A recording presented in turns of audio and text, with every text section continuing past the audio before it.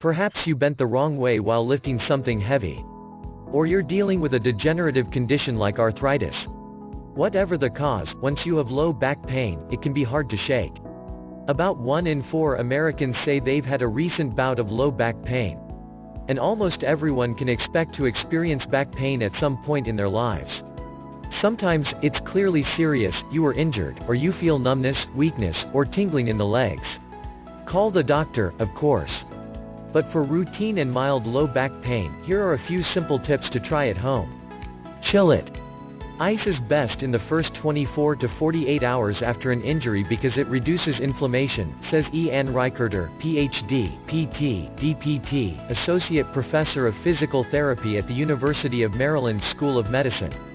Even though the warmth feels good because it helps cover up the pain and it does help relax the muscles, the heat actually inflames the inflammatory processes, she says. After 48 hours, you can switch to heat if you prefer. Whether you use heat or ice, take it off after about 20 minutes to give your skin a rest. If pain persists, talk with a doctor. Keep moving.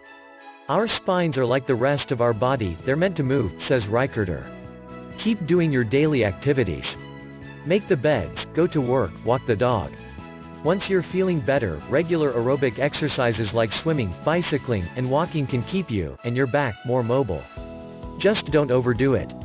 There's no need to run a marathon when your back is sore. Stay strong. Once your low back pain has receded, you can help avert future episodes of back pain by working the muscles that support your lower back, including the back extensor muscles. They help you maintain the proper posture and alignment of your spine, Reicherter says. Having strong hip, pelvic, and abdominal muscles also gives you more back support. Avoid abdominal crunches, because they can actually put more strain on your back. Stretch. Don't sit slumped in your desk chair all day.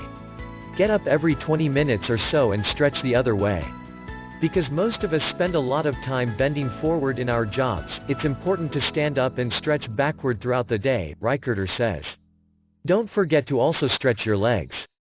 Some people find relief from their back pain by doing a regular stretching routine, like yoga. Think ergonomically. Design your workspace so you don't have to hunch forward to see your computer monitor or reach way out for your mouse. Use a desk chair that supports your lower back and allows you to keep your feet planted firmly on the floor. Watch your posture. Slumping makes it harder for your back to support your weight. Be especially careful of your posture when lifting heavy objects. Never bend over from the waist. Instead, bend and straighten from the knees. Wear low heels. Exchange your 4-inch pumps for flats or low heels, less than 1 inch. High heels may create a more unstable posture and increased pressure on your lower spine. Kick the habit. Smoking can increase your risk for osteoporosis of the spine and other bone problems. Osteoporosis can in turn lead to compression fractures of the spine. Recent research found that smokers are more likely to have low back pain compared with non-smokers. Watch your weight. Use diet and exercise to keep your weight within a healthy range for your height. Being overweight puts excess stress on your spine. Try an over-the-counter pain reliever. Anti-inflammatory drugs such as aspirin, ibuprofen, Advil, Motrin, Nuprin, and naproxen sodium, Aleve, Anaprox, Naprosyn can help reduce back pain. Acetaminophen, Actamin, Panadol, Tylenol is another over-the-counter option for pain management. Be sure to check with your doctor or pharmacist about any interactions over-the-counter pain relievers may have with other medications you are taking.